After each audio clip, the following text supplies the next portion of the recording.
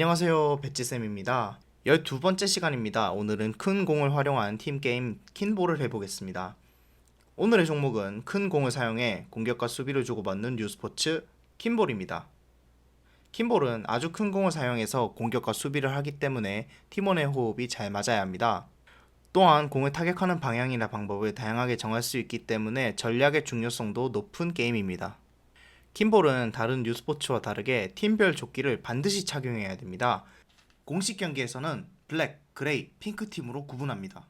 만약 학교에 킨볼 조끼가 없다면 다른 색으로 대체해서 서로 다른 세 가지 색으로 팀을 구분해야 합니다. 킨볼 공도 경기 진행을 위해서 필요합니다. 공의 지름이 1.2m로 다른 공들에 비해 매우 큰 편이죠. 먼저 경기 구성입니다. 킨볼은 4명이 한 팀이 되어 3팀끼리 대결하며 선수별로 포지션이 따로 정해져 있지는 않습니다. 심판은 주심 1명과 부심 1명이 판정을 내리게 됩니다. 킨볼의 경기 규칙입니다. 킨볼은 시간이 아니라 점수로 승부를 보는 게임이기 때문에 점수 관련 규칙이 많습니다. 반칙 상황이 발생할 경우 주심은 호각을 불어 다른 두 팀에게 1점을 줍니다.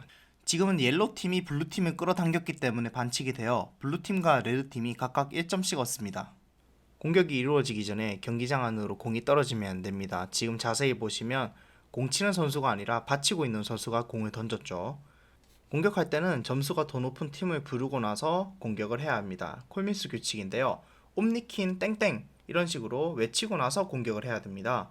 예를 들어서 우리가 옐로팀이고 블루팀이 현재 2점, 레드팀이 현재 3점이라면 레드팀을 상대로 공격을 해야겠죠. 경기 규칙이 한 페이지가 더 있습니다. 공격팀의 서브와 수비팀의 리시브는 모두 경기장 라인 안에서 이루어져야 됩니다. 여기서 경기장은 흰 선인데요. 공격에는 문제가 없었지만 리시브가 아웃됐기 때문에 옐로팀 반칙입니다. 서브를 할 때는 공은 수평하게 날아가거나 상승해서 날아가야 되는데요. 다운히트 룰이라고 합니다. 지금은 옐로우팀의 반칙이죠. 공이 바로 밑으로 날아갔습니다. 이 룰이 없으면 수비가 아예 불가능하기 때문에 경기 진행을 위해서 지켜야 하는 룰입니다. 공격수가 타격한 공은 수비수가 잡을 때까지 최소 1.8m 이상은 날아가야 반칙이 아닙니다. 지금은 블루팀 반칙이죠. 왜냐하면 방금처럼 그대로 공을 놔버리는 방식의 공격을 막기 위해 만들어진 규칙입니다. 또한 첫 번째, 두 번째로 공을 잡은 선수는 자유롭게 이동할 수 있지만 세 번째 선수는 한 발을 고정해야 됩니다. 워킹 반칙인데요. 천천히 보시면 첫 번째, 두 번째 학생이 방금 공에 닿았죠. 그런데 세 번째 학생이 공을 이제 잡는 순간부터는 더 이상 공을 들고는 이동할 수 없습니다. 그런데 옐로팀이 계속 공을 들고 이동하기 때문에 반칙으로 판정된 것입니다. 단 초등부 대회에서는 원활한 진행을 위해 워킹룰을 적용하지 않는 경우도 있다고 합니다. 리더업 활동을 통해 킨볼에 필요한 공 캐치 자세 잡기 연습을 해보겠습니다. 준비물은 킨볼만 있으면 되겠습니다. 먼저 활동 구성입니다. 두 팀으로 나누고 팀끼리 간격을 벌려서 한 줄로 서면 됩니다. 한 사람은 공을 던질 준비를 하면 됩니다.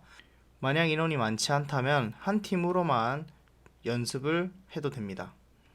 팀별로 공을 던져줄 사람을 한 명 정해서 3m 정도 떨어진 위치에 킨볼을 들고 서서 공을 던질 준비를 합니다. 활동 방법입니다. 이 리드업 활동을 통하여 킨볼을 다양한 방법으로 주고받을 수 있습니다. 킨볼을 머리 위로 주고받는 연습을 할 수가 있고요. 킨볼을 아래에서 위로 던지면서 주고받는 연습을 할 수 있습니다.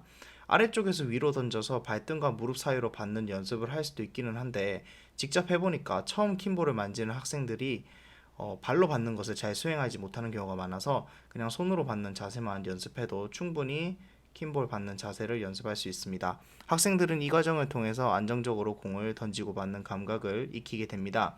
던지는 사람은 고정이 아니고 일정 시간이나 횟수가 지나면 서로 역할을 교대합니다. 리더업 활동을 배워보았으니까 이제 실제 킨볼 경기를 하러 가보겠습니다.